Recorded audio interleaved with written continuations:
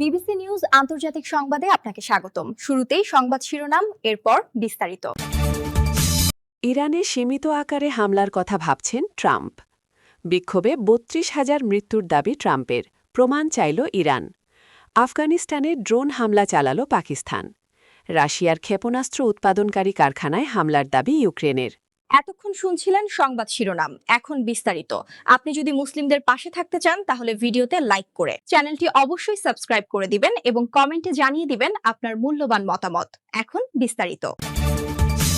ইরানে সীমিত আকারে হামলার কথা ভাবছেন ট্রাম্প।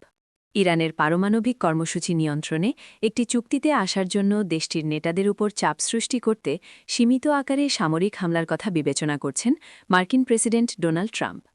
সাংবাদিকের এক প্রশ্নের জবাবে তিনি ইঙ্গিত দিয়েছেন যে আগামী 10 দিনের মধ্যেই বিশ্ব জানতে পারবে কোনো চুক্তি হচ্ছে নাকি যুক্তরাষ্ট্র সামরিক পদক্ষেপ নিতে যাচ্ছে। সম্প্রতি মধ্যপ্রাচ্যে যুক্তরাষ্ট্রের সামরিক উপস্থিতি বৃদ্ধির প্রেক্ষাপটে প্রেসিডেন্টের পক্ষ থেকে এমন মন্তব্য এলো। দিকে সুইজারল্যান্ডে দুই দেশের কর্মচারীদের মধ্যে আলোচনার পর ইরানের পররাষ্ট্রমন্ত্রী আব্বাস আরাগাচি জানিয়েছেন, যুক্তরাষ্ট্রের সঙ্গে একটি সম্ভাব্য চুক্তির খসড়া তৈরির কাজ চলছে। আগামী কয়েকদিনের মধ্যেই এটি মার্কিন বিশেষ দূত স্টিভ উইটকফের কাছে হস্তান্তর করা হবে বলে তিনি জানান। দিকে আলোচনার সমান্তরালে ওই অঞ্চলে সামরিক উত্তেজনাও বাড়ছে। বিশ্বের বৃহত্তম যুদ্ধজাহাজ ইউএসএস জেরাল্ড আর ফোর্ড এবং বিমানবাহী রণতরী ইউএসএস আব্রাহাম লিঙ্কন সহ বেশ কিছু ডেস্ট্রয়ার ও যুদ্ধবিমান ওই এলাকার অভিমুখে মোতায়েন করা হয়েছে। বিক্ষোভে ৩২,০০০ মৃত্যুর দাবি ট্রাম্পের, প্রমাণ চাইল ইরান। ইরানের সাম্প্রতিক বিক্ষোভে মার্কিন প্রেসিডেন্ট ডোনাল্ড ট্রাম্পের ৩২,০০০ মানুষের মৃত্যুর দাবিকে ঘিরে ইরান ও যুক্তরাষ্ট্রের মধ্যে বাকযুদ্ধ আরও তীব্র হয়েছে। ইরানের পররাষ্ট্রমন্ত্রী আব্বাস আরাগচ্চি ট্রাম্পের এই দাবির পক্ষে সুনির্দিষ্ট প্রমাণ উপস্থাপনের আহ্বান জানিয়েছেন। খবর আরাইস। তিনি ওয়াশিংটনের উদ্দেশ্যে বার্তা দিয়ে বলেন, পরিসংখ্যান নিয়ে যদি কোনো সন্দেহ থাকে তবে তার প্রমাণ প্রকাশ করা উচিত। আরাগুচ্চির দাবি, ইরান সরকার সম্পূর্ণ স্বচ্ছতার সঙ্গে ক্ষতিগ্রস্তদের একটি পূর্ণাঙ্গ তালিকা প্রকাশ করেছে। তেহরানের দেওয়া তথ্যানুসারে ওই তালিকায় ৩,১১৭ জন বেসরকারি নাগরিক এবং ২০০ জন নিরাপত্তা সদস্যের নাম রয়েছে। আফগানিস্তানে ড্রোন হামলা চালাল পাকিস্তান। আফগানিস্তানে হামলা চালিয়েছে পাকিস্তান। রোববার ২২শে ফেব্রুয়ারি ভোরে আফগানিস্তানের সীমান্তবর্তী বিভিন্ন এলাকায় ড্রোন হামলা চালায় পাকিস্তানি সামরিক বাহিনী।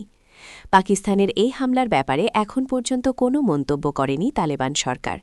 তবে আফগান সূত্র কাতার ভিত্তিক সংবাদ মাধ্যম আল জাজিরাকে জানিয়েছেন, তাদের দুটি প্রদেশ লক্ষ্য করে হামলা চালিয়েছে পাকিস্তানের সামরিক বাহিনী। সূত্রটি বলেছেন, তাদের পাকতিকা প্রদেশের একটি মাদ্রাসায় ড্রোন হামলা চালানো হয়েছে। অপর হামলা হয়েছে নানগারহার প্রদেশে।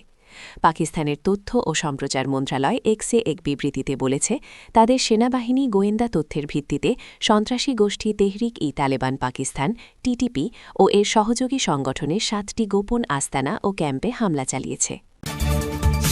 রাশিয়ার ক্ষেপণাস্ত্র উৎপাদনকারী কারখানায় হামলার দাবি ইউক্রেনের। রাশিয়ার উদমুর্তিয়া অঞ্চলে একটি ব্যালিস্টিক ক্ষেপণাস্ত্র উৎপাদনকারী কারখানায় ক্ষেপণাস্ত্র হামলা চালানোর দাবি করেছে ইউক্রেন। শনিবার ২১ ফেব্রুয়ারি ইউক্রেনের জেনারেল স্টাফ এ দাবি করেন। ইউক্রেন জানিয়েছে, দেশটির সেনারা মস্কোর পূর্বে ভটকিন্সকে অবস্থিত রাশিয়ার ক্ষেপণাস্ত্র উৎপাদনকারী কারখানাটিতে হামলা চালিয়েছে। এই কারখানায় ছোট পরিসরের ইস্কান্দার এবং আন্তঃমহাদেশীয় টোপল এম ক্ষেপণাস্ত্র তৈরি করা হচ্ছিল। ভটকিন্স ইউক্রেন থেকে প্রায় ১,৪০০ কিমি দূরে অবস্থিত।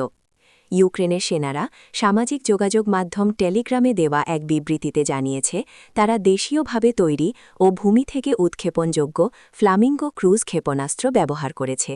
ইউক্রেনের সামরিক বাহিনী জানিয়েছে, হামলার ফলে কারখানার এলাকায় আগুন ধরে যায়। রাশিয়ার উদমুর্তিয়া অঞ্চলের গভর্নর আলেকজান্ডার ব্রেচালভ আগেই জানিয়েছিলেন, ওই এলাকায় একটি স্থাপনায় রাতে ড্রোন হামলা চালানো হয়েছে।